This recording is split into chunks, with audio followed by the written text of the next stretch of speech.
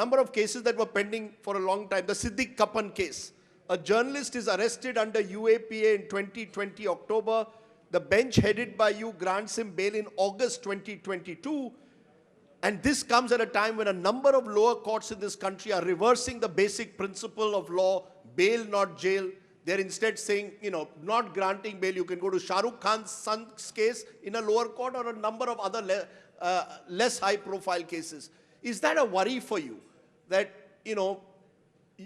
as someone who's an expert on criminal law, that a number of judges, especially in the lower courts, are not granting bail in cases where bail should have been given as in the normal courts?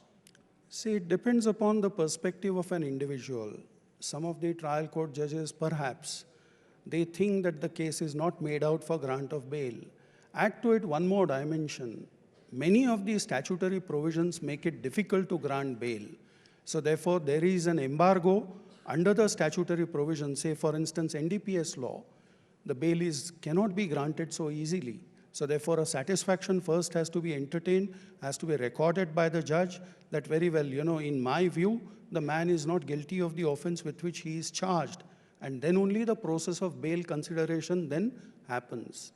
So most of these occasions where the trial court or the judges in the first court do not grant bail may be because, number one, that the matter is still sort of, pending investigation. So therefore, on most of the occasions, the investigating machinery comes up before the court and says that we are still in the process of investigating. So therefore, the court has to make up mind whether on the basis of material case is made out or not, or should I wait for some more material? It may be that way.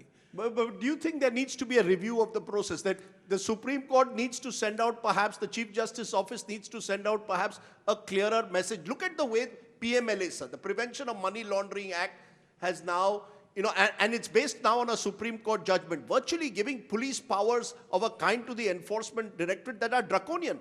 Because it essentially means you are guilty and you will have to prove innocence. Enforcement Directorate can come into my house under PMLA, arrest me, and I will struggle to get bail for months on end, even if I may be innocent.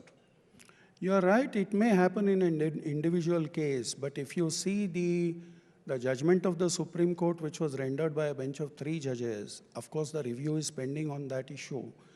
But this very point was urged before the court, and the court did not consider it appropriate to rule on that, to say, and actually said that PMLA definitely hinges on one part, which is that the bail provisions, as I mentioned in the earlier just about 5 minutes back, some of these statutory provisions make it difficult to grant bail, and PMLA is one of them. Should they be reviewed?